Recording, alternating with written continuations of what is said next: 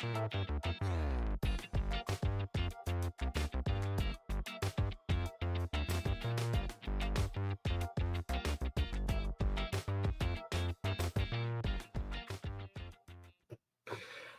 everyone. Welcome back to another exciting night with us, UofT Esports. Tonight, we bring you the upper round 2 of the Canadian Esports Nationals, where UofT Sapphire will be facing off against University of Calgary Esports United. My name is Justin, and tonight, co-casting with me is Steven. Hello, how are you tonight? I'm good. I'm excited for this game. Looks like it's going to be a banger. Sounds good. So, first thing tonight, I will be introducing you to the UofT Sapphire team. He is in top, Alan in jungle, the Hollow in mid, Accept Defeat in ADC, and Lock 7809 on support. Yeah, a few things about each player. PA, aka Jackie, he's currently Challenger. He's a Yone main. He's a very aggressive player, spends lots of trading, lots of solo kills, all of that stuff.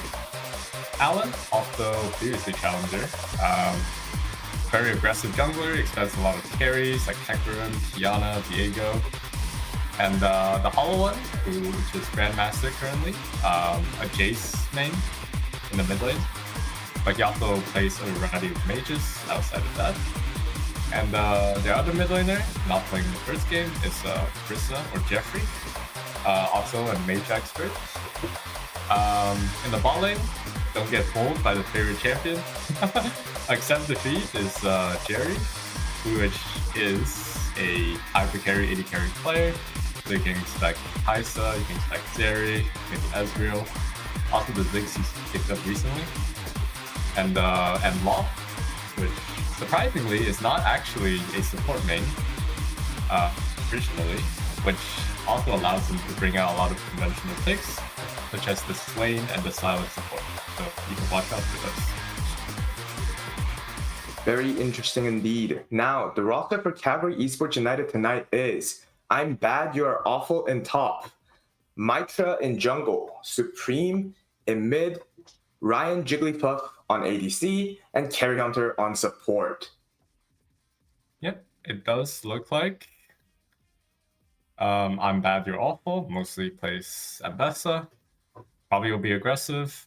Expect a lot of trading between the top laners. Mitra, mainly a Hecarim main, so I expect Hecarim to be a contested pick in draft very soon. Mid laner, this guy plays a lot of Supreme, plays a lot of Akshan. And for the bot lane, they seem to play a variety of champions, including mostly Nyla and Thresh.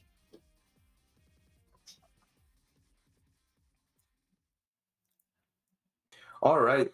So, Steven, what do you expect from tonight's game? It's a best-of-3 series. Yep. I think overall, UofT does have a stronger team compared to theirs. And a few things about Sapphire. They're a very aggressive team. They will look to fight you. They will take fights everywhere, top side, bot side. They play a lot of carries. The top's a carry player, jungle's a carry player, ADC's a carry player. So expect a lot of action. And here we go into the draft. Okay, yes. In the draft, I'm expecting probably taking away of the Akshan, since their mid laner is mostly an Akshan OTP. Oh, it's the Varus instead. That is an interesting choice. Varus, very strong champion, lots of lane priority, good scaling as well. Makes sense to take that away. And here, the Jace ban, just respecting the champion mastery for the other team. And they take away the Riven. I see. Oh, okay. So it turns out, I think Epic Baller is playing top lane instead, who is in fact the Riven main. So that makes a lot of sense. Aurora, very strong champion, taken away by Sapphire as well. That makes me think they might be looking to play more of like a short range mid, or the Galio, as he often likes. And Calgary is actually going to take out the Kiana. That is Alan's best champion. It is very strong. Okay, they do take away the Hecarim, like we said, contested pick during this draft. Let's see what Calgary will pick as an answer.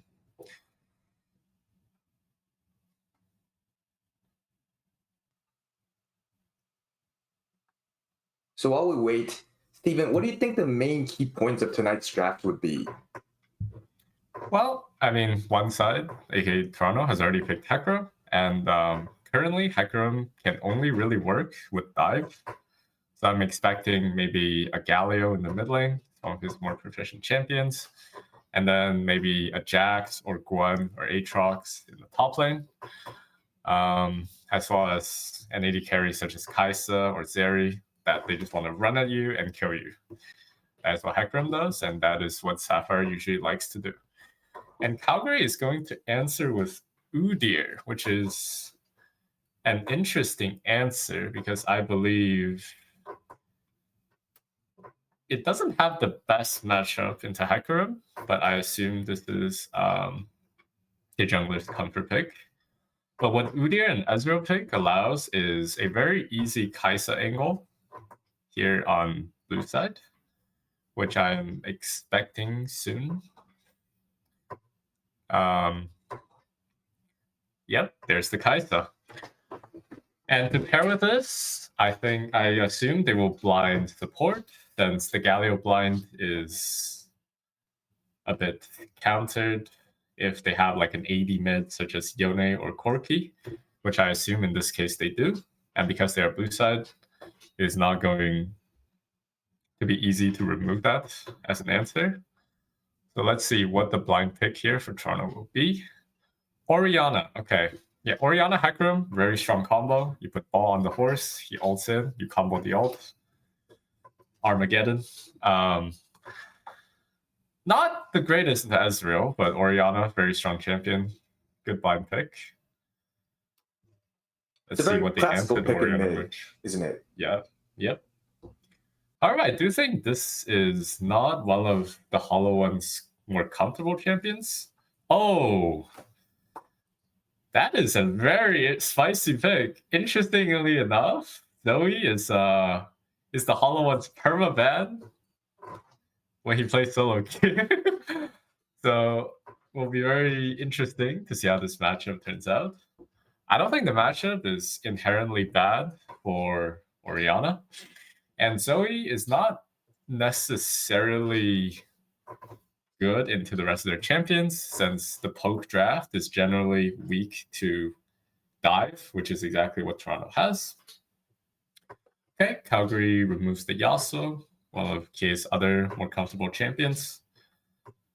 I assume they want to take away, as Toronto, they want to take away something like for disengage, such as Braum, Poppy. Leona's one of them. Ezreal Leona, very strong combo.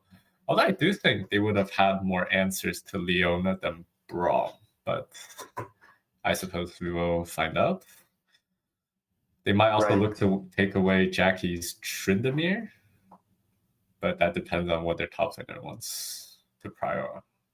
So at the moment, both teams missing a top and a support pick. So yes. What do you think is the best support pairing for both teams at the moment?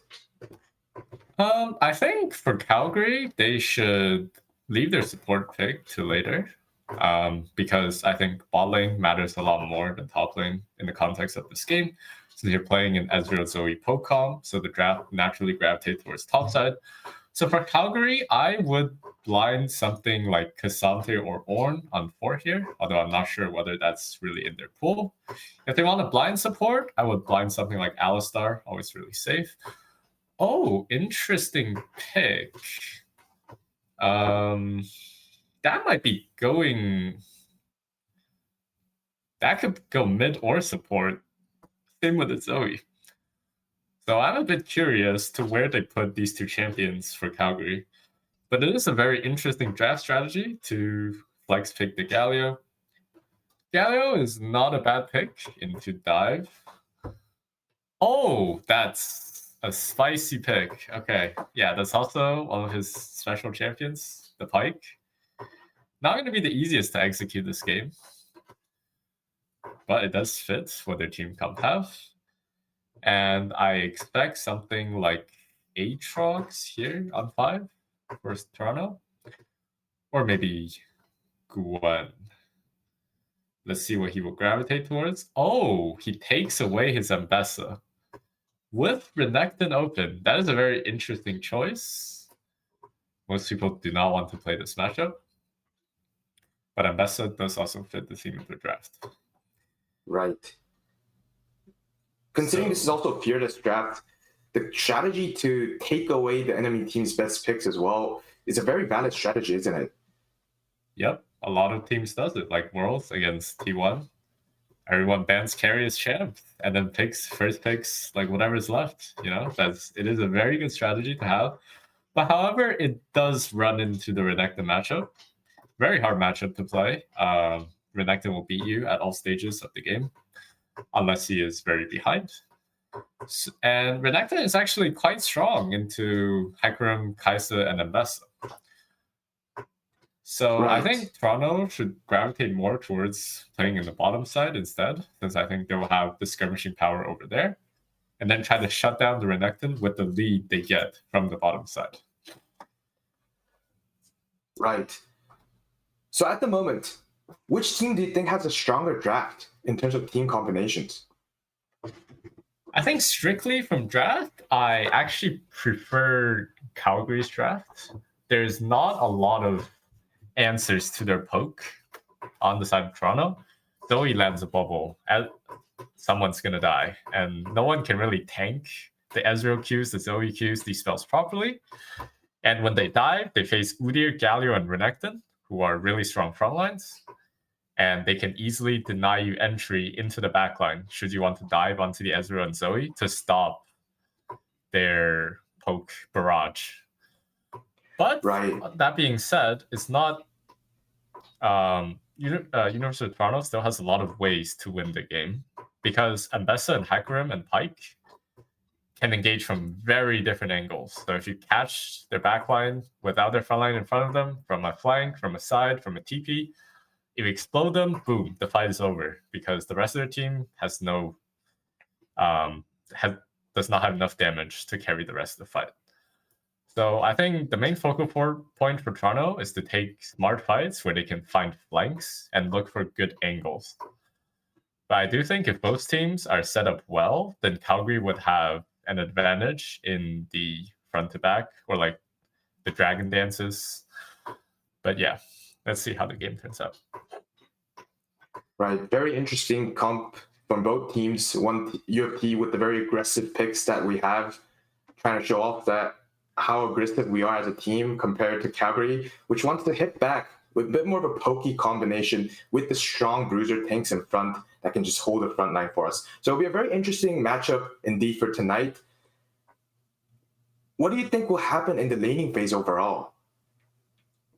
In the laning phase? Okay, so I'm looking at the game. It does look like the Galio is going into the bottom lane.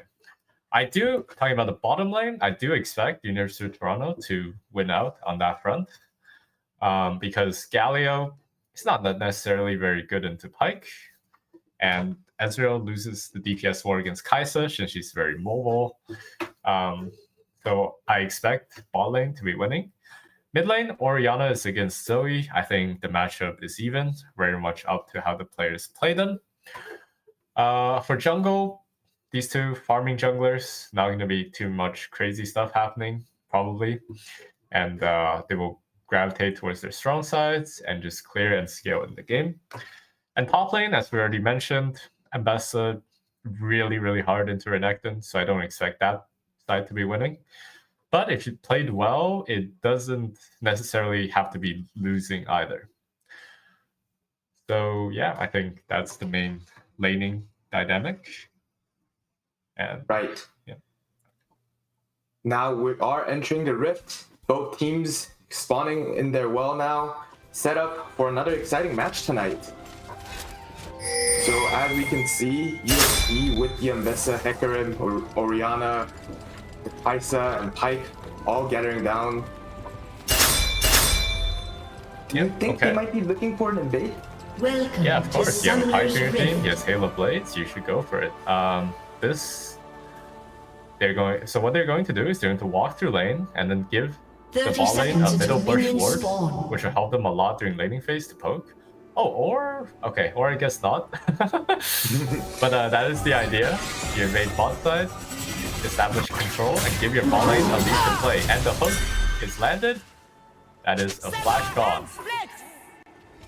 And the Galio loses that flash very early on in the game as well. Flash no longer in that summer stall pool for the Galio. It's gonna be a harder laning phase for the side of Calgary. Both teams now complete with the invade phase, going back into their lanes now. The most key matchups tonight is in the mid lane and the bot lane. Can UofT take that lead against the Ezreal and the Galio? What do you think, Steven? Is it very easy? Is it going to be an easy laning phase for Kaisa, or would it be still quite a close one for both teams? I think once Galio loses his flash, this lane should be very, very easy for the side of University of Toronto. Because Galio is not actually that tanky early on in the laning phase, so now if he has no flash, he gets hooked, he gets pikeyed, he is just going to die.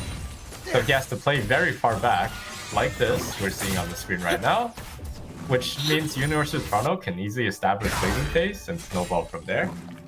And as we can see, both junglers is both pathing to the bottom lane, which I think will be the main contention during the game for this game. And interestingly enough, Udyr opted for the press the attack as the rune, which usually means he's going attack damage Udyr. So maybe like Trinity Force, maybe Stridebreaker, and he's going to max Q. Interestingly enough, AD Udyr is extremely strong in the 1v1 burst. So if you're in the 1v1 against AD Udyr, he will just Q you twice and one-shot you for full HP. Don't ask me how I know. But yeah, that's a very interesting choice. However, that does mean he's not going to be as strong in the team fight, since he'll be more squishy, and Udyr is not a particularly mobile champion. Let's see whether University of Calgary can utilize this unique strategy they've opted for this game. That's right. Like you said, Steven, overall, Ezreal and the Galio struggling in their lane. Zoe and the Orianna matchup going pretty 50-50 at the moment. Both teams just slowly farming, you know, getting their items, trying to focus on getting their gold. The Zoe's pushing in, trying to pressure the Orianna out. Flash force out from the Orianna, and it looks like a solo bolo from Zoe, and she does get it. Zoe uses all her spells to get it. However, does secure that kill, meaning she can get that laning phase advantage. However, the Hecarim comes in, covers for the Orianna quickly. Can the Hecarim get it? Zoe gets a lands asleep, and the Udyr also here to cover it. It seems like she'll get out. So, Very Steven, unfortunate. Yeah, that is just the strength of Zoe in the early laning phase. You get hit by spells, you die from 50%, 60%. Oh, unfortunate fight on the bottom side. But the Galio gets too greedy and he is dead for it. Very well played on this set of University of Toronto. yes, at first, it seemed quite hard for UofT. It seemed like they overplayed their cards. However, the Kaisa and the Pike decided to chase down the Ezreal. Pike going in with a lead. Ezreal forcing the flash as well. UofT just forcing out all the summer stars of their opponent right now. Absolutely dominating in their lane. Both, almost all lanes except for the jungle right now, leading in terms of CS as well. The jungle not too far behind at the moment as well. Even though the Orianna got solo killed, she still leads into the CS. The laning phase is going very strong for UofT. What do you think? Yeah, I mean, the fight there, actually, the Ezreal kind of used the flash unnecessarily because the Pyke had no flash, although he was baiting for an E flash. That is a very good bait on the side of UofT.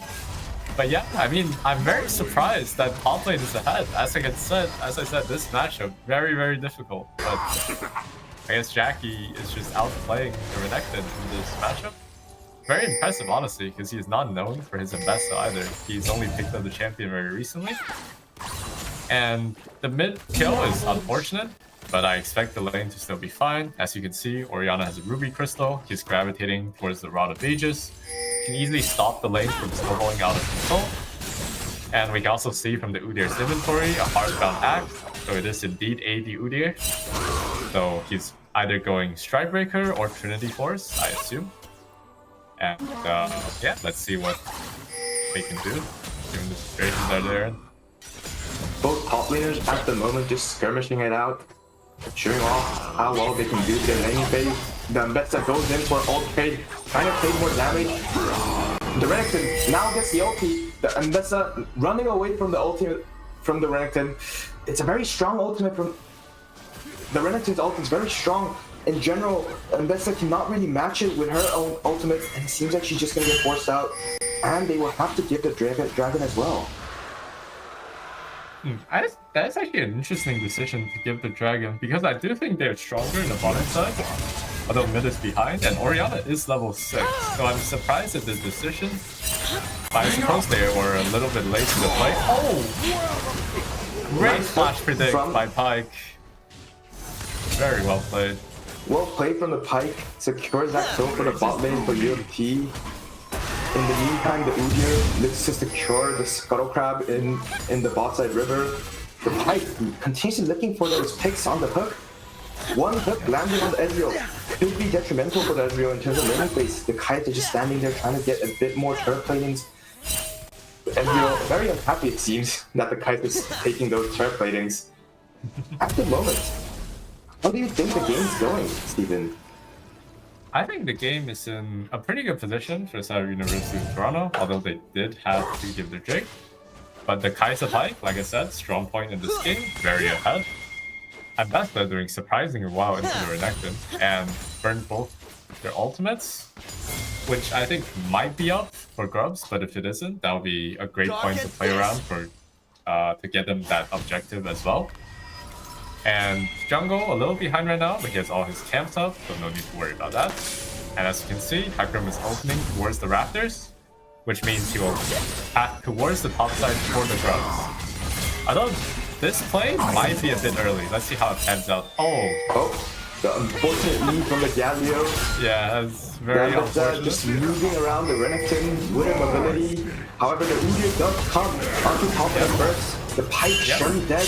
Renekton with that assist onto the Pyke as well. It's a 2-2 for both teams at the moment. UofT, however, since... Oh, sorry. Go on, please. Okay. This play, I think, was just done too early. As you can see, right? The Hecarim was on Raptors, and mid was even moving. So, playing here is basically a 2v3, which is obviously very hard to win. As we can see, the power of the AD Udyr. If you miss position, you're gonna get punished, and you're gonna get one shot. But they are contesting again. Let's see. UofT trying to circle around the enemy team. Ambessa ult committed as well. A kill comes out from the side of UofT, but the Ezreal ult gets two. And now the fight over. It's a huge ultimate from the Ezreal. And UofT cannot really contest the Void Grubs continuously. And the Zoe also trying to go in with a kill onto the Pyke. However, the Pyke is able to run away. Yeah, in that fight, you see the Hecarim Orianna combo on demonstration. You combo their ultimates. However, the Renekton at this point, I think, is just a bit too strong for you to take a full-on fight like this. However, this Udyr is caught as he greets for the Void Grubs.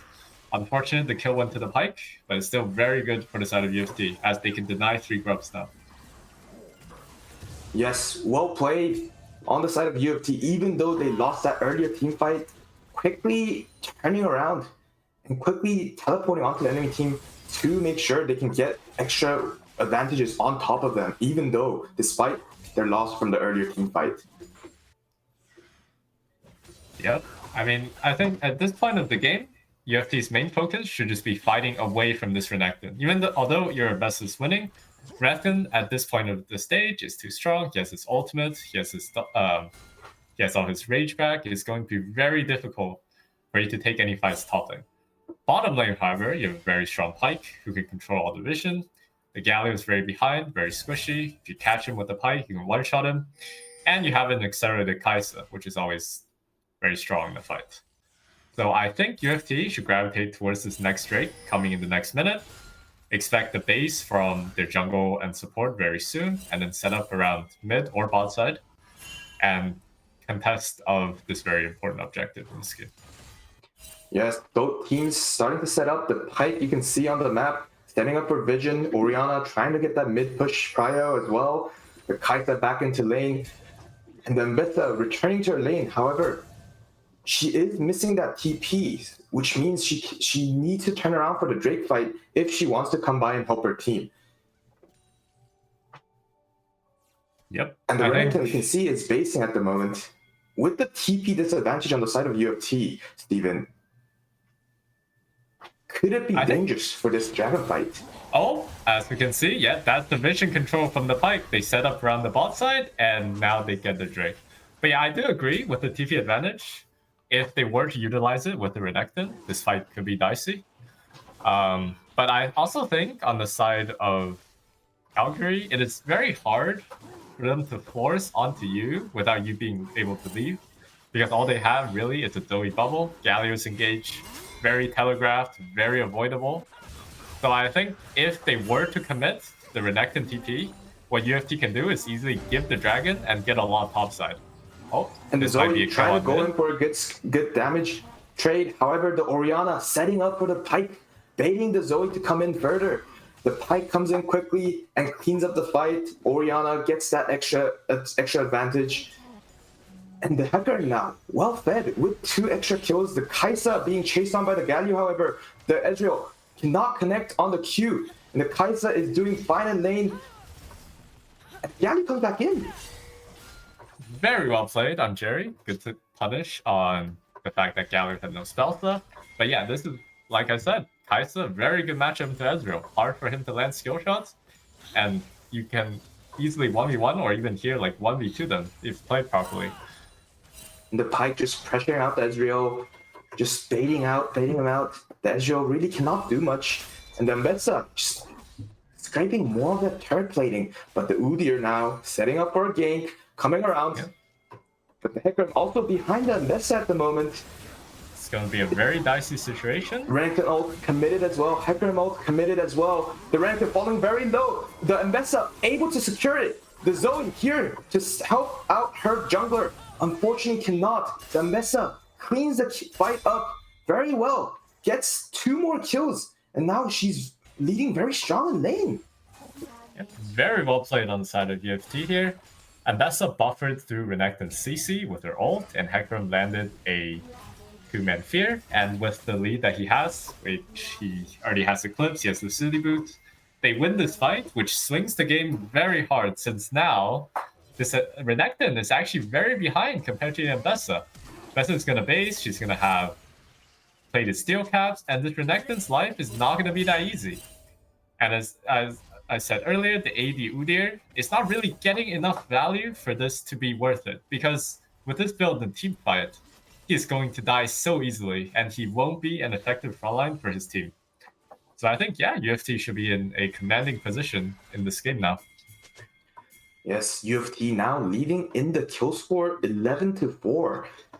Very strong on all their lanes at the moment. Orianna, unfortunately, not able to pick up any kills during those earlier skirmishes, unfortunately. However, still leading the Zoe, going in for extra plays, trying to get extra damage onto the Orianna.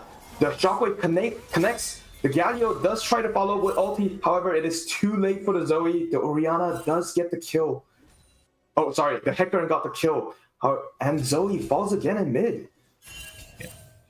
Fancy footwork from the Hollow in there. Dodges both the Q and the E to set up for the skank. And Zoe, a little too greedy with her flash, ends up getting hit by the Orianna ult and gives her life once again. And I expect from this point, Orianna should take control of this lane. She already has the route completed, which is a lot of the fed of the Zoe gone. And now with the Zoe having Ignite, she's going to be down a lot of EXP as well. And here, they get Renekton's flash and ult once again. Very quick turn from UofT. The Pike just continuously roaming. Now that they realize that the Kaisa is fine alone in lane, the Pike just permanently roaming, influencing all the other lanes at the moment, ensuring that all the other laners have an easier time pushing out their lanes and pressuring out their opponent. it's it's the strength of the Pyke that's coming out now, Steven. And how do you think the game will start going from now on? I mean, I think, yeah, the Pyke pick is doing a lot this game. Pyke, very hard to execute, but UofT is making it work. They won the lane very hard, and now Pyke can set up vision and deny vision all around the map, which will make the poke comp very hard to play, since they will need to rely on getting into position and start poking you down with spells, which they cannot do safely if there's no vision. Like I said, UofT can engage from so many angles, so that means if you have no vision, no setup, you cannot win the fight. So I think starting from this point, UofT should be winning in the context of this game. Yes, Zoe, however, still not too behind, putting in decent damage against the Pyke. And Galio just being there to help out the Zoe. It's a bit of a stale time at the moment with no objectives really on at the moment. Overall, both teams just trying to focus on farming their own carries as well. Yeah, The but the Kaisa, Drake is however, coming is now up, being and chased. It's a bit of a dangerous situation for the Kaisa. If she does get caught here, it will be very dangerous. Good flash from the Kaisa. The Pyke here also to help out his ADC. Unfortunately, does fall for tanking all of those stuns. unfortunate mistake from the side of UofT. Pyke gets caught by the Zoe, has to bait, so they miss out on the timer to set up on the Drake, which, like I said, is so important in this game. And then Kaisa oversteps in the bot lane without vision. So Pyke ends up dying for her, very unfortunate. But PA here does secure first tower in the top lane. Does need to use the flash, but the gold injection, very nice for the Ambessa. Very strong champion, skills with golden XP. And oh! Let's see this one. The Ambessa going in with the ultimate does secure that kill against the Renekton. At first, it seemed like the Renekton had that kill for sure, committing the ultimate as well. However, the Ambessa, he's showing off his skills, was able to just outmaneuver the Renekton the whole time and get a kill against him. Yeah, very well played by the Ambessa. Initially, a small mistake, since he took so much HP trying to take down the tower, but he stalled long enough that he got his second rotation back, which allows her to kill the Renekton. And she does lose her life in the end, but thankfully, UofT cross map on the bot tier 2. Massive gold injection for both the Hecarim and the Kaisa. Very good in the context of this game. As you can see, they're both up around 2,000 gold on their respective opponents. And they are, frankly, the carries of this game. So, yeah, I think the game is still in a great spot. Sitting with a lot of gold at the moment, aren't they? And also very ahead in terms of skill score, 13 and 7. All bot lane and top lane towers also gone at the moment as well. The only tier 1 tower up for the side of Calgary is the tier 1 tower. Hecarim head skating over, looking to steal more of the jungle camps of the Udyr. The Renekton trying to come from the top side, however does not have that space. The Udyr forced to flash out. Great Hecarim ult from the side of UofT. The Udyr does survive, however, but UofT putting in massive amount of damage. The Hecarim still survives. The Renekton, however, on a very good flank at the moment. The Kaisa runs away and secures that kill against the Renekton. The Ambessa goes back in, Shockwave committed. Unfortunately, does not connect, but still, the hook from the Pyke connects, and that's a 4K from the side of UofT. The Zoe trying her best to clear out all the wave. The Pyke looking to connect that hook. Unfortunately, cannot do that. UofT searching for the ace, but cannot find it. However, still a massive team fight for the side of UofT. What do you think, Steven? Well, I think you put it best. UofT was just outmaneuvering them. This is not necessarily a great fight for them, since Ezreal landed a 4-man ult. The Galio and the Renekton should have gotten a lot more value than they did, but they successfully avoided the Renekton flank and one-shot him as he was approaching them, which is very well played. Unfortunately, the Orianna ult did not connect, so the fight did not go better, which it could. But I think it's just showing how much of a commanding lead UofT has in the context of this game. That they can take a not necessarily good fight like that and still come out on top and get a lot of gold from it. That's right, UofT just leading, making sure that they can continue that lead as well. On the side of Calgary, however, they do realize that the current objective out is the Otacon, a very powerful objective as well. They cannot let UofT just take it for free, so they're trying to set up vision quickly. Both sides trying to push out the top wave as well. UofT looking to force Calgary out at the moment. Galio forced out as well. And the Zoe, it seems like, it's caught by the Ambessa and falls as well. Yep, Zoe overstepped her boundaries there. She does not have vision set up. She does not have her team behind her. So she cannot step that far deep into the lane. So what this allows UofT to do is they can start up the Otacon, which is a very important objective in the current meta. And looks like Calgary is just going to give. Instead, they will try to make a University of Calgary looking to kill the Orianna, who overstepped in her lane. However, very nice shockwave connecting onto 2. She's able to just walk away without taking too much damage. Yeah, well played on the side of the Hollow One. Good use of the phase rush, good landing on the ultimate, so that she does not even need to burn her flash. And I really like the fact that UofT did not overcommit on the Otacon, since they see that Calgary was completely giving control and not entering the area. But a very common pitfall with teams doing Otacon, or like solo queue in general, is they send 4-man, 5-man for Otacon that the enemy team is not giving, and the enemy team can cross map 1, 2, 3 turrets, and that the Otacon's value greatly diminishes. But I do like the fact that UofT here can recognize that and keep a lot of their laners farming and answering on different parts of the map as they take the Otacon. That's right. UofT just leading in terms of that gold at the moment. Very strong lead as well. Making sure that they're making better macro decisions as well. The Zoe caught out as well. Very good hook from the Pike. Is forced to run away as well. Renekton on that flank on the Pike, however. The Hecker very dangerous. However, the Ambessa on the flank, forcing the enemy team out. They're forcing 3 people out with just two people. The sleep does connect from the side from Zoe. Orianna falling very low. Galio committed a missile to buffer the stun on the side of Calgary. UofT falling all low. Both carries still alive, however. Zoe very low. The Ezreal full condition, however. Kaisa commits her ultimate. Still does fall asleep, and it's unfortunate. UofT does get aced out here at the moment. However, they do take 4 with them.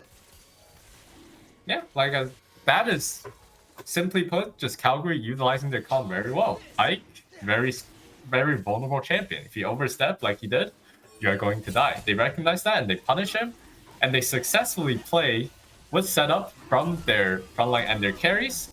Very well played from the Pike, secures the solo kill on the enemy AD carry, and should secure UofT on the Drake as well. Hero play by law, but I do think the Drake fight is not a great angle. They overstepped into the jungle and they were punished for it. And once again, UofT simply is outmaneuvering them that they can get 4 in that fight, because that fight should have been terrible. That is not the kind of fight they want to take. Your Pike is already caught, you no longer have vision, and they can easily play front to back with setup from their Zoe bubbles and the spells from the Ezreal. But they still have a very good lead in the context of this game, so the fight turned out okay. Yes, UofT still continuing that lead. Calgary trying their best to catch up with UofT. However, the Hecarim just continuously stealing more jungle mobs away from the side of Calgary. The Ambessa just continuing that silent influence. And UofT also not too behind in terms of Dragon at the moment as well. They can just continue on this lead without too much risk of taking bad fights. The Kaisa ahead in almost 50 CS with 8 kills to her as well. And now UofT moving in to also catch the Zoe once again, who overstepped in her lane and falls. The Ambessa also just skirmishing out the Renekton. Very powerful now utilizing that lead. The Galio cannot run away, and it seems like the Galio will fall as well. Yep. Zoe's caught on the same spot. They just died both sides, and wow, very well played from the Ambessa. Completes the 1v2 against the enemy top and AD carry. But yeah, this is the strength of UFC. It's come so far. They are ahead individually, and they are much stronger in the skirmishes, like they are fighting for right now. And Zoe, once again, oversteps her boundary without vision. She is punished for it, since Zoe is not that mobile of a champion if she doesn't have a lot of summoner spells to pick out. So it's great catch by the UofT and should put them into a game-winning position. It's a very hard situation Calgary is in. Only their supporter and the jungler trying to defend that tier 2 tower. The Kaisa and the Orianna standing very strong. Runs away with the ultimate as well. The Zoe tried to follow up and get that kill onto the Kaisa. However, she just runs away with her ultimate. Well played. However, is able to get that shutdown. Yeah, very lucky kill on the Zoe. But yeah, once again, like as you can see, the AD Udyr, very hard to play at this stage of the game because you are very squishy with those items and you did not get a lead early game. So now all you can do is try to kill someone with your Qs, in this case the Pike, it doesn't pan out, and you're just dead afterwards for free without giving any value towards the fight. And yeah, UofT is just playing very well around their skirmishes, which should be their strong point, and very well played from the Kai'Sa in that fight. Yes, and like you said earlier today during the draft as well, Steven, UofT, a very aggressive team. You can very much see that from the kill score as well. 29 to 15, all lanes just leading as well. It's a very good show of what kind of team UofT Sapphire is. And the Udyr, no clue that the Pike and the Hecarim is hiding on the top bush at the moment. And they're looking for the pick once again. Oh, and unfortunate the Udyr to run away. Hecarim, however, very surely can follow up and gets that kill. Their jungler falls once again. And now Baron is out for the side of UofT. No jungler on the opponent's side means that it will be a very easy Baron to secure. And now it seems like this game is surely going to go to the side of UofT. Yeah, like you said, like as we were talking, Ambessa solo killed the Renekton on side lane. So now this Baron is even more uncontestable. But yeah, very smart trap from UofT, utilizing the Hex Gate. The Udyr takes it, has no idea what's going on, gets caught, and loses his team to Baron. Now, from the side of UofT, since they have Baron, I expect them to be playing on around 2 lanes. Maybe 4 people 1 lane, and then having the Ambessa going mid or bot to push the other lane. The best way to utilize Baron, usually. And let's see what they will choose to do in this game state.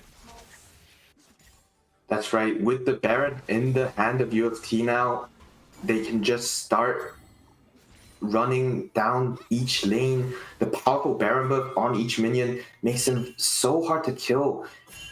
And the mid inhibitor is also out for them, meaning that UofT can just power down that lane with the power of the super minions on the side as well. On the side of Calgary, they really cannot overstep anymore. They must go back in and defend with all they can to stay in this game. And UofT, actually, the Ambessa looking for the kill onto the Ezreal. The Galio committed. However, Ambessa just too strong now, with 9 kills onto her as well. The Renekton comes by to help out her fellow support. 3 people committed onto the Ambessa. However, she's just dancing on them. The Udyr not doing enough damage, still surviving.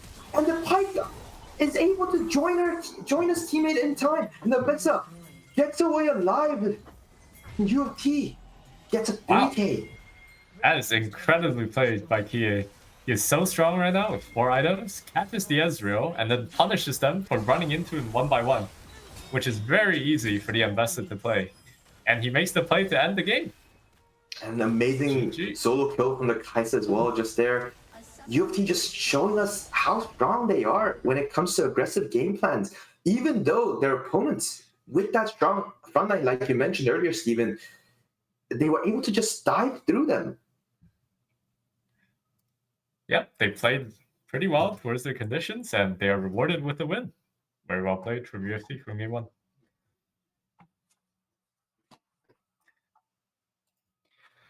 Right. Now, before we go on to map 2, game 2, sorry, we will have a short break, just a 5-minute break, and we will be back shortly.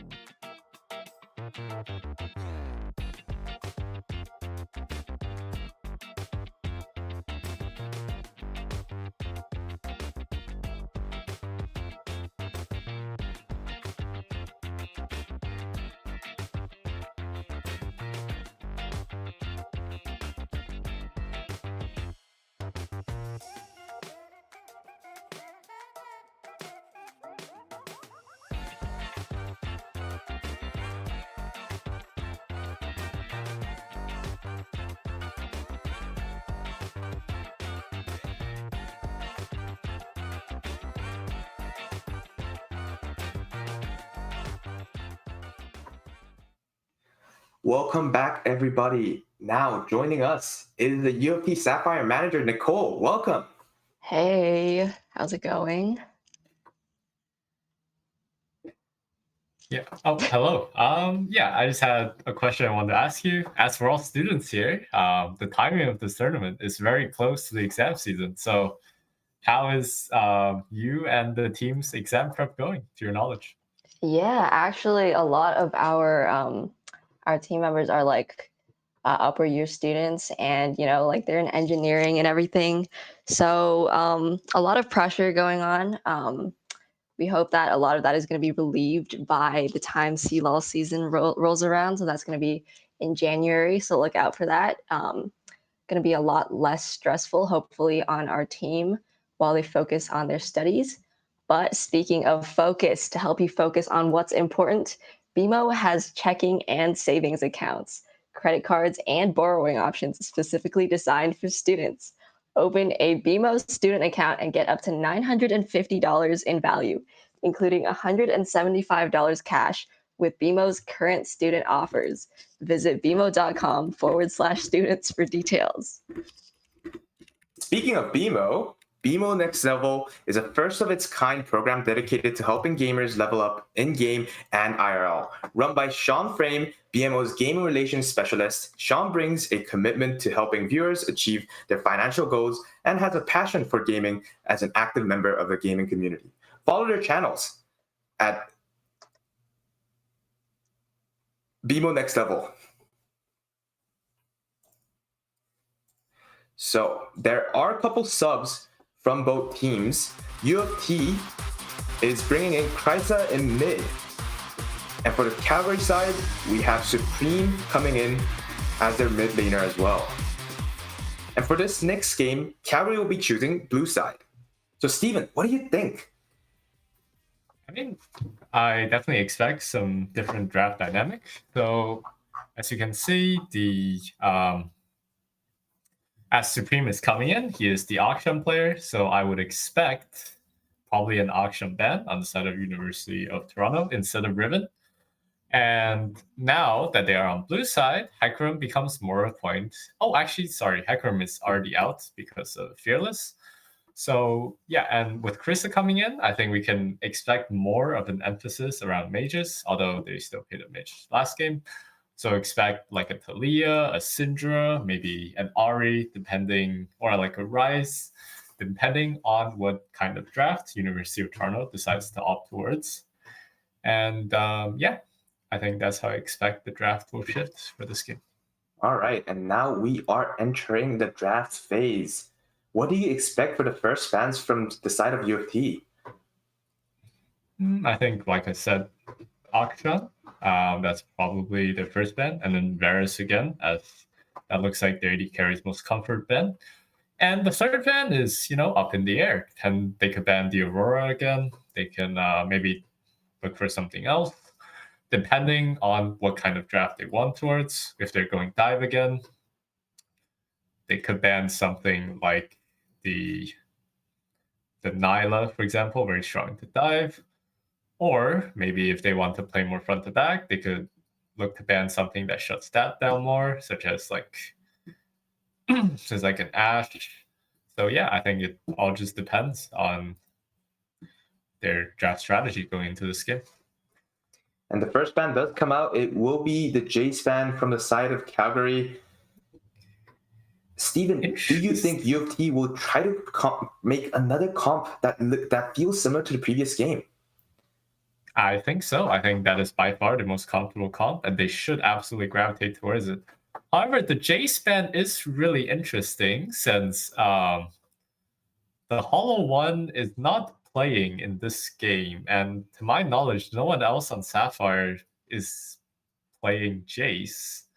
So that is a very interesting choice. And it does look like Calgary will leave the Yone open. So I assume their plan is to first pick it, to deny it away from the University of Toronto. But let's see. Yep, there it is. Okay, since they are opting to take away the Yone, which is a pretty smart idea, since that will remove the champ for the rest of the series and take away one of KA's most comfortable champions. But yeah, like I was gonna say, I would expect a Jax answer. Very, very easy matchup into Yone. Very strong champion in the meta right now. So yeah, I think this answer is very strong from the University of Toronto. Oh, actually, they opt for the Wukong. Okay, the Wukong, undoubtedly best jungler in the game in the competitive setting. Very strong in all stages. Has CC, has damage, decent clearing, can be a solid frontline. Everything you will want in an AD jungler is here as a whole package in Wukong. So I do like the fact that they are prioritizing it. And they lock in the comfort pick for Krissa or Jeffrey, his best champion, Syndra. Very good combo with Wukong. You can play to engage or front to back. But let's see, what will Calgary answer this with? The interesting team comp from the side of Toronto, though. You wouldn't really say Syndra is a strong dive champion. However, the Wukong, on the other hand, has that strong dive potential. What kind of comp do you think you can expect from the side of UofT now with the Syndra in the team? Well, it does look like University of Calgary is opting for the Sejuani Yone. Very strong combo because Yone obviously stacks Sejuani passive, allows it for a more easy stun. And the stun also allows Yone to hit the target more freely. I assume into kind of like Yone Sejuani, like brawl dive comp, they will kind of look for more front to back. Like the Wukong will kind of play the peel. And they played more towards their carries, which is Syndra and probably a hyper carry ADC coming in. Since the Jhin, there's no more Kaisa, so I can expect maybe a Zeri or a Ziggs if they opt for it. But I think they might be a little too heavy on the magic side, or Delusion. Still a very good pick. Very mobile, easy to dodge the Sejuani ult. Good lane into Jhin as well. So I do like the answer from the University of Toronto here.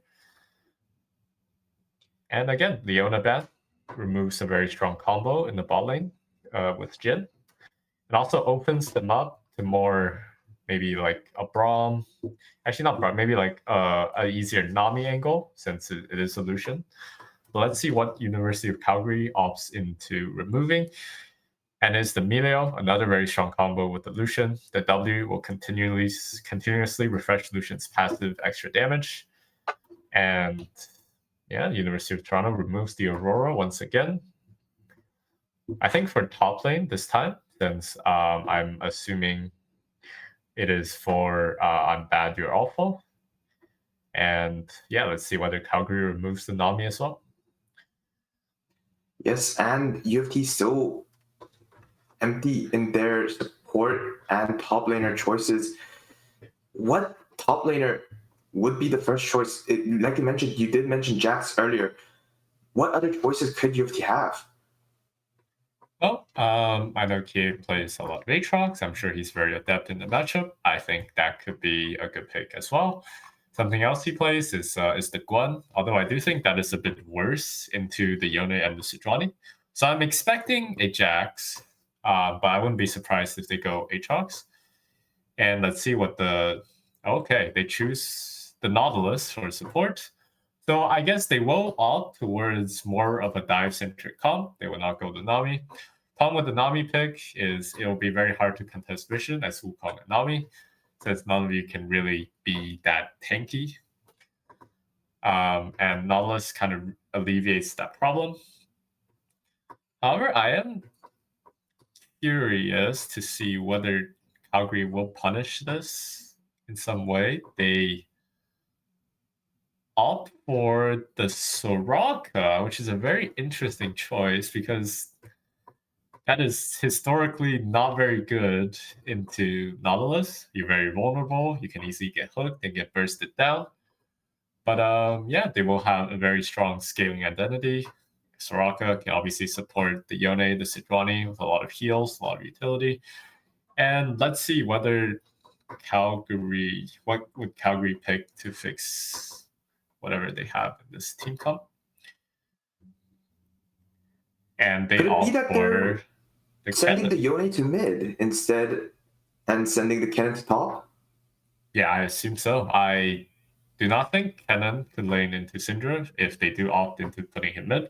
So I would assume that it will be Kennen top and Yone mid. It's a very strong AP champion. I thought they would opt for the Gwen if this case, but maybe it's outside their champion pool. Into Kennen now, I'm expecting a Aatrox from Kie. Oh, he tanks the Jax into Kennen matchup anyways. Very interesting. Because this matchup is not very easy for Jax before Mercury treads. You cannot catch the Kennen. Your Counter-Strike does not have that much value into him. And it's just hard for you to trade in general. But Jax is a very strong champion once you scale into the game. So there's definitely a trade-off there. He's going to have the hard early laning phase, same as last game. The last game, he played really well in the counter matchup too. So let's see how it pans out this one. I think, like you said, Steven, it's going to be a very interesting matchup again in this game too. Can Kie beat the Kennen in the top lane and take that lead, even though he starts up with that laning disadvantage? Can the Nautilus destroy the Soraka in lane? It'll be a very interesting matchup to see, I think.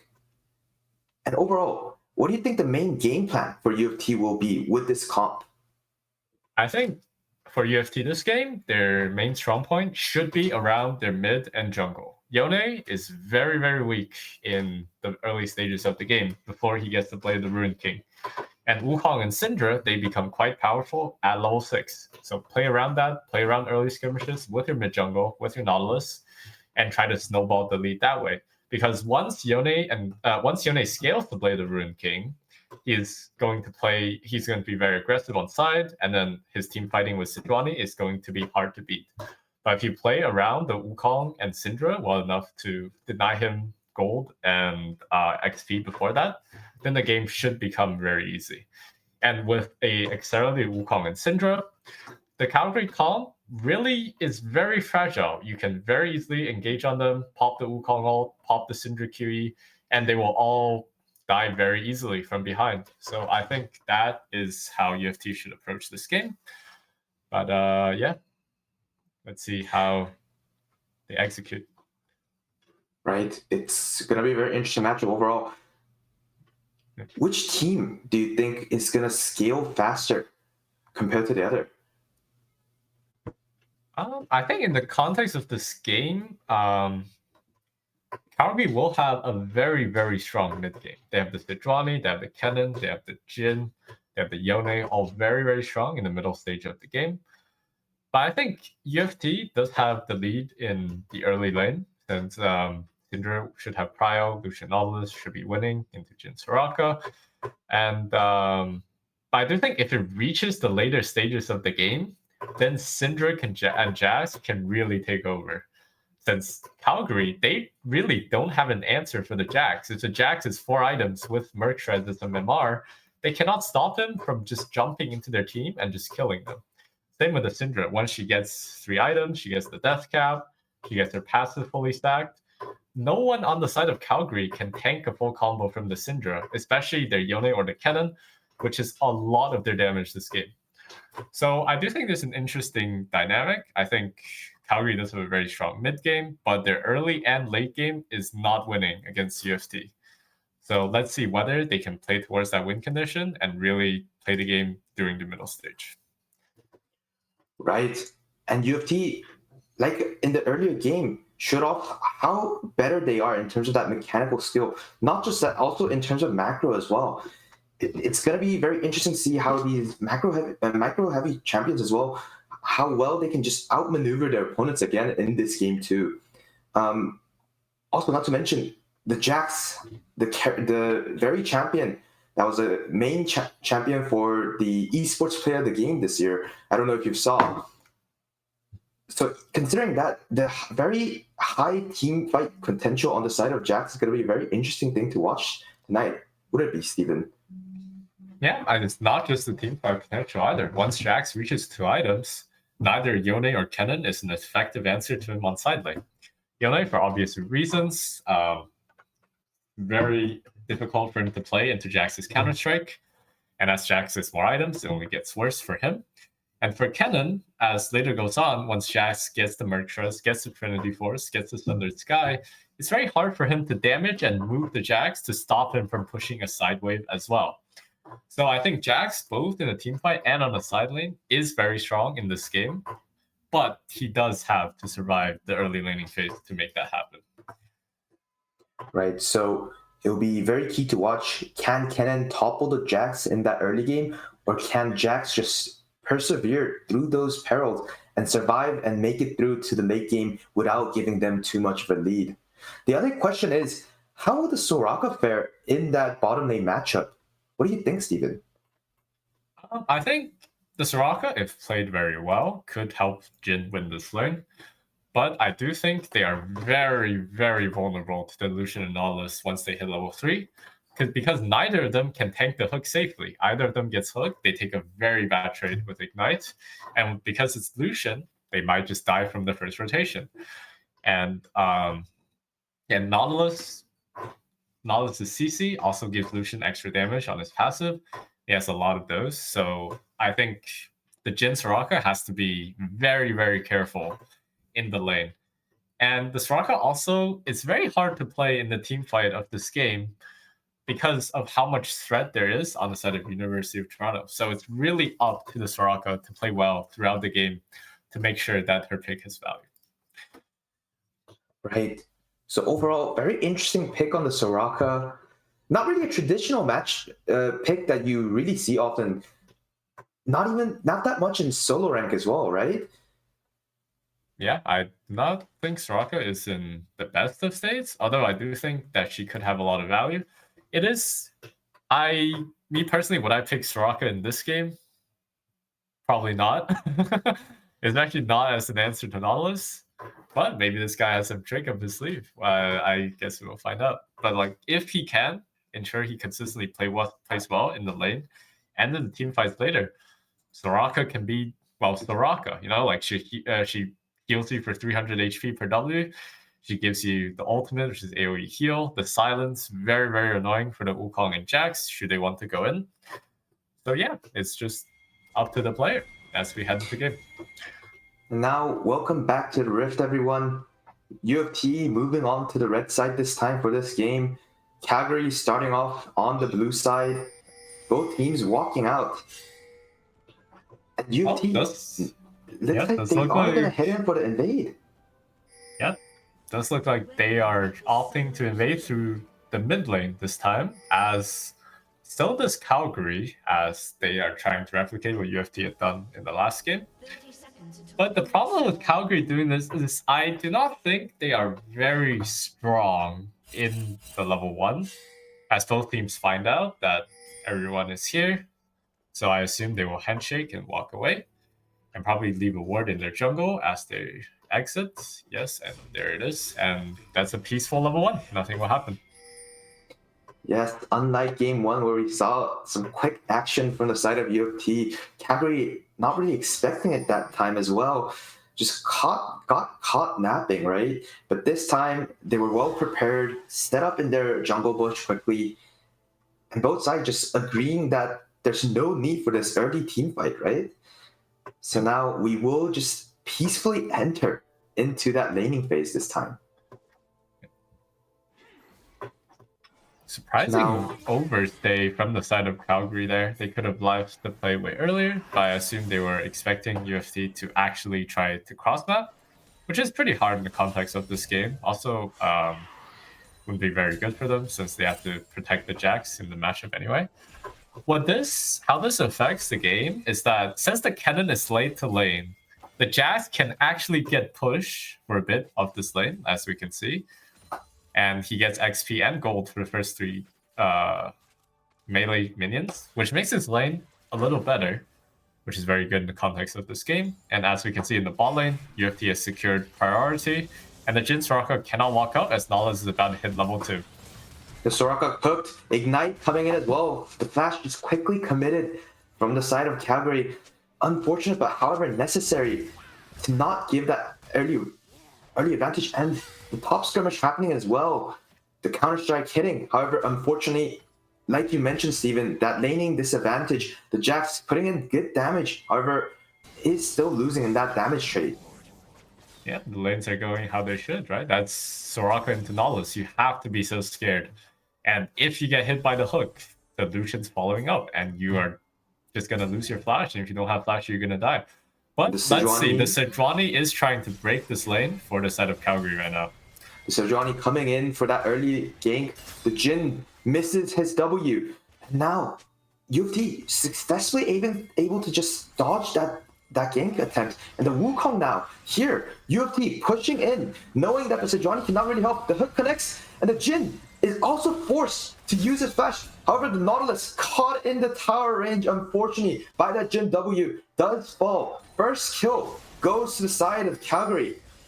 But UofT just continuing that pressure in lane.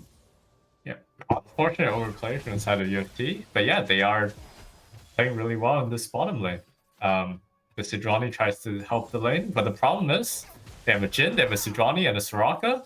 They just don't have enough damage to make this play work, as an unfortunate play happens top side, missing a little bit of damage, trying to bait the flash from the cannon, doesn't pan out. But his lane is in an okay state. Should be still be fine in the context of this game. The Jax unfortunately does fall, as that is a solo kill that goes to the side of Kennen. Unfortunate timing. Unfortunately, he did not have enough damage. The gank from the Wukong as well, not really going in. A lot of very early game skirmishes coming up on both sides. However, Calgary is the one smiling at the moment. Despite those skirmishes, they are the ones that took all those kills and are ahead with approximately 700 gold. Yep, that's the problem with Sejuani doing that gank. You are down a level and 2 camps on the Wukong. You're forced out of your jungle. You cannot get the scrum, which will mean you'll be pretty behind in the jungle tempo.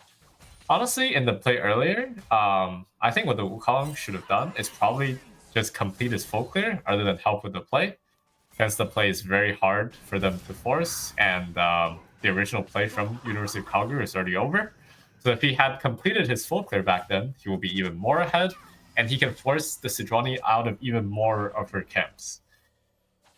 And Aston's Cannon is actually playing very well around canceling the bases, forcing UofT to lose tempo, giving Calgary a timer to invade or take their Drake. Very well played from the Kennen. The Kennen just able to just dodge that, or you could say dribble that gank attempt from the side of UofT, is able to help his own team secure the first Drake. And also the Sejuani, in that meantime, able to just get those jungle caps. Now the Lucian just getting a bit of skirmish damage onto the Jhin, just getting a bit of trades. The Lucian is ahead in terms of CS by 10 CS. However, other lanes, even though the Jax is in that losing lane status, he is not that much behind in terms of CS as well. So at the moment, the game is pretty much 50-50 at the moment. Yeah, the game is very fine on the side of UofT. The Wukong is now opting to pass for the top side. Yeah, unfortunate sequence of events. I think generally after the Sejuani after a level 3 gank, the Wukong should be way more ahead than this, given the context of the lanes. But the Kennen played really well. Now the game is back on even grounds. It's very okay. Wukong will scale well throughout this game. He will probably hit level 6 after this round of full clear. And that's when UofT can really start playing with their spike. That Wukong level 6, Lucian will be getting some items, and they can look to prioritize the grubs. Yes, and the UofT just controlling that bottom lane status as well. Controlling very well, not letting the Jhin really walk up with ease and just forcing out every time. The Jhin very unhappy that he cannot get any of that CS and the experience. Finally, is gonna be able to pick it up under his tower. On the other hand, the Lucian picked it all up and is now ahead by 20 CS and ahead in terms of levels as well. Yeah. And despite those early games gold lead from the side of Calgary, they are actually now the ones that are behind in that gold lead. Yep, again, UofT is just outplaying them individually. But I did expect for UofT to go on a lane swap here, which I guess they didn't opt for because they really want control for the grubs, which now they don't have because of the state of top lane. But it's okay since they are here first. And yeah, also very unconventional itemization for the Sejuani, opting for the Crystalline Bracer, which is generally considered the worst component in the item she's going to build, but a play is happening right now. UofT looking for another gank on the Kennen. However, very difficult. The Kennen with the ultimate is always going to be able to run away from a gank. Unless you hit those combos cleanly, it will be very difficult to hit them all. Now, Kennen just staying to clean up that lane, and UofT wanting to get some of that Void Grubs. You can see the Nautilus and the Wukong still hiding in that bush. Or can they get a play onto the Kennen? Oh, and as we say, a very big solo kill on the side of bottom. And Jhin loses his flash as well. Very good for the state. But yeah, the earlier play, unfortunately played for the Wukong. As you can see, he smited the caster minion to try and hit level 6. But he didn't hit it on the first one. It is quite unfortunate. And then he did not press ult fast enough before he gets stunned by the Kennen, which is why they could not complete the catch. But it's okay, because now Kennen does not have access to that ultimate, which makes this Grubs fight that much easier. Yes, and UofT just trying to get that Void Grub. The Yone wanting to steal at least one away from them. At the moment, however, very hard. The Jax deep into the enemy territory. Yone hits an ultimate, gets two. However, not able to finish the Jax in time. The rest of UofT able to just clean up the rest of Calgary, and their Sejuani is also gone from that fight. The Wukong, however, is gonna be forced out by the Kennen. The Kennen in full condition is gonna be able to push out that Wukong. The Syndra low in terms of mana as well, no longer able to push out the Yone, and the Kennen does secure a kill onto the Wukong. Well, I think with UofT, how UofT play that fight, they just chase way too far into the jungle. They are stronger on this timing, don't get me wrong, but the problem is Wukong didn't have ult. And Syndra is sitting on only Amtome and Sapphire Crystal, which means she had probably around 1,000, maybe 1,500 gold while that fight was happening. Oh, she had around 2,000, I guess. But yeah, like they're sitting on gold, and they already forced them out of the grubs. So I think the overchase into the jungle is their pitfall, is their downfall during that play. And unfortunately, Wukong gets caught during the on his Raptors by the cannon. And now this Jax is in a pretty bad state in his lane. But seems like he's caught an angle. And the Jax committing his counter-strike, pushing the cannon far out. This time, very successful on forcing that flash out from the cannon. Unfortunately, earlier we did see him fall. The Yone trying to get a strong trade onto Syndra, dodging everything. However, it is certain death that is waiting for the Yone, the Nautilus, and the Wukong, waiting for him at the end, and is able to secure that kill. That's the problem with the Nautilus Soraka matchup, right? Like, Nautilus gets priority in the lane, he gets control, and then he just goes wherever he wants on the map. But you cannot replicate that on the Soraka because you can easily be caught and you will die.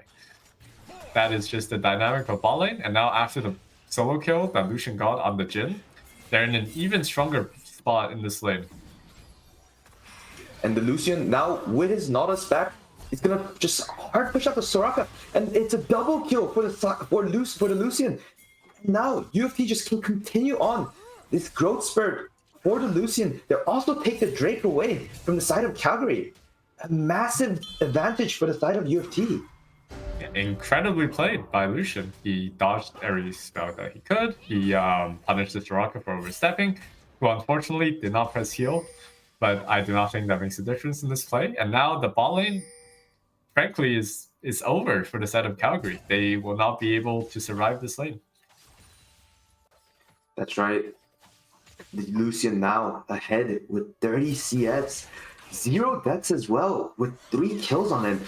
It's going to be very difficult for Calgary to just dodge the Lucian's damage in those teamfights later. The Yone, however, still very strong at the moment, almost reaching his first item peak, is going to be able to just continue on that mid-side prio at the moment. The Jax also unable to get that prio. The Cannon playing his lane very well. Very ahead in terms of CS as well. It's going to be a very interesting dynamic at the moment, but the Soraka caught again by the Nautilus, and she falls. Yeah, that is Soraka and the Nautilus again. Like, their lane is going to be incredibly difficult. They need a lot of help from their team to survive the situation, which they are not getting right now. And now they're looking for the Jhin. Looking for that dive onto the Jhin, just pushing in, knowing that the Jhin cannot do much against them. The Jhin, acknowledging that, quickly runs away. Smart move from the Jhin, but unfortunately will have to give away so much more CS than he wants. Now the lead CS lead is now almost reaching 40 CS on the side of the Lucian. Yep, and the thing is, right, like, Calgary failed to secure a cross map since Wukong is there to cover. Very smart cover. Although Jax loses a few CS, that's way less than what they are losing on the bottom side of the map. And oh, it's happening on the bottom lane again. And the Lucian once again pushing in, knowing that they have that advantage, gets another double kill onto the enemy bot lane. And it's just a free lane for the side of UofT now. The Lucian just hard pushing that lane. They're able to get all 5 turret plating within that time. And mid lane also falling down as well. UofT just continuing that advantage, running that snowball down. The cannon, however, looking for a solo bolo. Can he get it? No! The Jax with the counter-strike onto the cannon is able to secure a solo bolo against the cannon despite the disadvantage. Yep, miscalculation from the cannon there. Jax presses the ult, gets the extra magic resist. He does not have enough damage, and he gets punished. Very big swing for the side of UofT. The Jax can now base and probably get a Merc Shreds and a Sheen, which will make the lane that much easier for him. That's right, and now UofT with the lead in the kill score as well, 12-4. It's just like the earlier game. In game 1, we saw UofT with those hyper-aggressive plays, saw them making those leads out of those fights, just outmaneuvering the enemy, even though it's a very disadvantageous fight for them. And now they're leading in terms of that gold as well. They're about 6k gold ahead, and is looking for more ways to fight against Calgary, not happy that they will have to give this Herald. They're gathering up to see if they could get an advantage fight against the side of UofT. One team fight might not be enough to flip the gold lead. However, it will be enough to give the side of Calgary a hold into this series. Unfortunately, they do feel that there is no way to actually succeed in this team fight and are ceding that Herald. Yeah, I think main focus for the University of Calgary right now should be around the cannon. That is their only point with the lead, and every fight that they take should surround around him. However, Cannon is spot side during this fight, and everyone else on their team is quite weak right now. Although Yone does have Blade of the Ruin King, the Lucian has the Infinity Edge and the Essence Reaver, and they're having another one with the bowling. Onto the cannon, does secure it. The TP committed from the Yone, but it's a bit too late. The Jax running away already. The Yone commits the ultimate but misses. The Flash even committed as well, but the Jax runs away. It's incredibly played on the side of Kiev. Yeah, he is still very behind the 1v1, but he gets the solo kill. And then he burns the Yone's TP and ult and flash. And now there's no one on the side of University of Calgary that can catch this top wave, and the Yone is about to be caught. And Jax now coming back for revenge. Not happy that the Yone even took an attempt at his life. The Yone trying his best to run away. Unfortunately, no ultimate on the side of Yone. He does commit the E to get that execute. Does successfully get it. However, the Drake is out now. No Yone means a very disadvantageous fight for the side of Calgary. Will they try to contest this? I do not think they can. I mean, again, Camden is on the other side of the objective. And so that means that just spells doom for their chances in the fight. So yet again, they just have to concede the objective. However, now that the Cannon is not actually very ahead compared to the Jax. Like I said, Jax is slowly scaling. He has the Merc Shreds. He's about to have the Trinity Force. The Cannon no longer has a very commanding lead over the Jax, which means the Jax can't actually threaten to kill him and outpush him on the side lane. That's right. Meanwhile, UofT just continuing on their advantage. They know they're leading. They know they're powerful. Just Nautilus continues looking for a hook. One hook connecting onto the enemy team, especially onto their bot lane, means that it will be a kill for the side of Lucian once again. And UofT just waiting in that riverside bush, seeing if they overstep a little bit more and they can connect for that hook. All four members of UofT just waiting, baiting for that bot lane to walk up more. Now they're looking for it. Great QE from Krista. That is a very big catch. Now the Jhin loses flash, and they have control over this mid, which they can start a siege with the Rift Herald. And they don't even need to commit the Rift Herald there. They just break it down quickly with the 5-man. The Cannon caught on the side. Nautilus ultimate committed as well. Stunned again. The Cannon just doesn't ever get to press his ultimate. The Jhin ult committed as well, but too weak to do enough. The Sejuani tries to catch onto Nautilus, however, able to run away. The Yone ultimate committed as well, but not enough. Unfortunately, UofT gets a 3K and continues to pressure out the Sejuani and the Soraka. No trade for the side of Calgary. Very, very unfortunate for them. However, too powerful in the lead of UofT. This Lucian, just too powerful at the moment. 0 deaths with 5 kills, 6 kills, 7 kills on the name of the Lucian. And now they are just seizing that tier 2 turn of Calgary as well. Like they said, right? This game, Calgary is just failing to incorporate their cannon into the fights. This game, he's in the fight. This fight, he is actually there, but he doesn't get to press his R or his flash, and he's instantly dead. And then their fight is no longer winnable because everyone else on their team is so incredibly weak.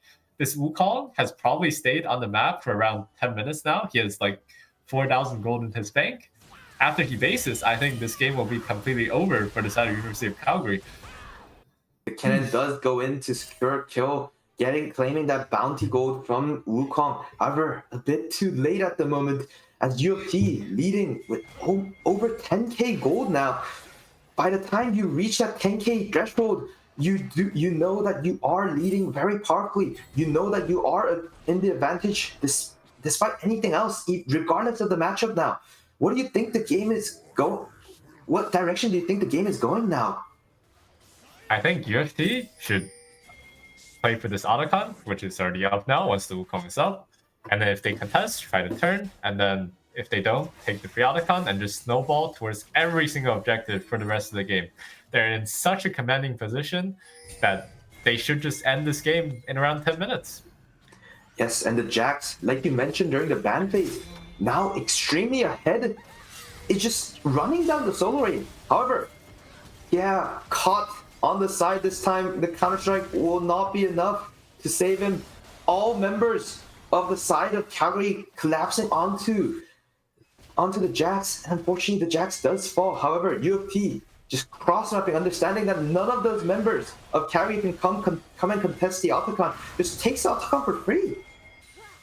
Yep. And unfortunately, the Jax dies on side, gives away a 700 gold shutdown.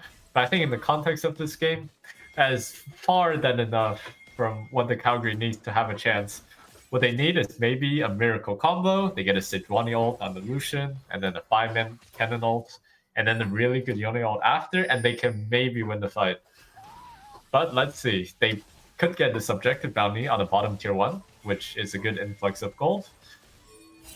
Yes, the bounty gold coming in for the side of Calgary. A little bit more for them to hold on to in terms of gold. They are trying their best to come back into the game. However, the 10k gold lead still standing strong on the side of UofT. All laners very strong. The Lucian and the Syndra hasn't died yet. The Soraka caught again. And the Sejuani cannot do anything for the Soraka. The cannon does arrive, but too late. The combo goes in, but cannon is bursted so quickly. The Yone does get secure that kill, but however, no strong members on the side of Calgary. Their main carry, the cannon, is gone, unfortunately. Even though UofT has lost that Syndra, they do still have that Wukong back for them. And the objective is just going to go to the side of UofT. Not really a difficult team fight for UofT here. Yeah, again, that's the weakness of the Soraka. Like, you miss position, you get caught by the Knowledge Hook, you are dead, and then you do nothing for your team, which is exactly what happened there. That was the 4v5. The strongest member on the side of University of Toronto, the Lucian, was not involved in that fight. Entirely 4v5, but they still just don't have enough damage to go through the Jax, to go through the Wukong, who are so strong right now. With the Trinity Force, the Mercs, and the Sundered Sky, they just do not have answers for them in any fight at the moment. That's right. And the Lucian just asserting his strength in mid lane. The cannon looking if he could potentially catch out the Lucian, but unfortunately was not able to, just forced out by the Lucian ultimate. And the Wukong now sees if he can get a chance onto that Soraka. Just a little bit more, and the Soraka will be just bursted in the matter of seconds. UofT just continuing on that side lane pressure as well in the meantime. The gold lead once again reaches that 11k point. Will be reaching almost 12k soon. The Yone very scared of that Jax. The Sejuani really cannot do much for her side laners. And it's looking dire for the side of Calgary at the moment. Hard to do anything. No vision in any of their jungle at the moment. The Soraka having a hard time to even take any vision for her teammates. It's a very hard game. The only reason the game isn't ending is because the Baron still hasn't even come out yet. Yeah, that's the problem with most enchanters in the game. The only times where you can get vision is either you know the enemy team is there, which is very rare, or you are playing with your jungler. But however, in this case, the Sejuani. But however, the Sejuani is not strong in this game either. She is very weak, very behind, only level 12, which means even the Sejuani cannot check the vision easily. And if she gets Knowledge Hook, she's gonna die, and they lose their only frontline. And their only hope at this point is actually the Yone, who is scaling towards his Infinity Edge. So maybe once he gets that Infinity Edge, he can find catches onto their carries. Oh, but the Lucian, however, caught this time. The Sejuani now connecting, however, not enough. Their main carry, the Yone, not here this time. The Lucian is able to survive. The Yone trying to connect more damage onto the Lucian. However, the Lucian survives. The Syndra able to kite away with the Lucian. The Nautilus there to heal for the Lucian as well.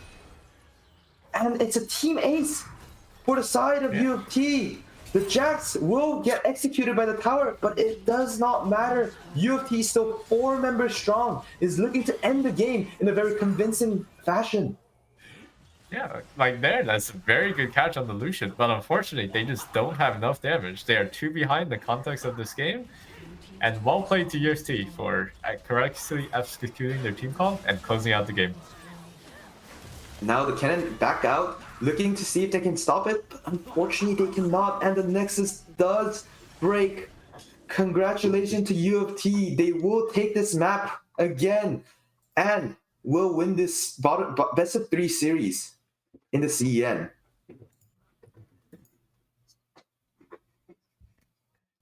So, Steven, what do you think of this amazing performance from the side of UofT? Yeah, I mean, they played exactly how I said they would play, right? They're very aggressive. They're looking for plays. Some of them don't work out in the early game. It's okay. It doesn't stop them from keep trying. They're playing towards their strength. They're playing towards their win conditions, and they get a win because they did. That's right. And now, that does conclude our amazing night with UofT Sapphires. A very convincing win from the side of UofT Sapphires, 2-0. Not really dropping even a drop of sweat in that game too, and will progress on in the CEN continuously. Thank you all for joining us tonight. And anything to say, Steven? Yeah, not much. I mean, it's a convincing win on the side of UofT. Congratulations, they're through the restaurant. And yeah, thanks for watching, everyone. Thank you indeed, everyone.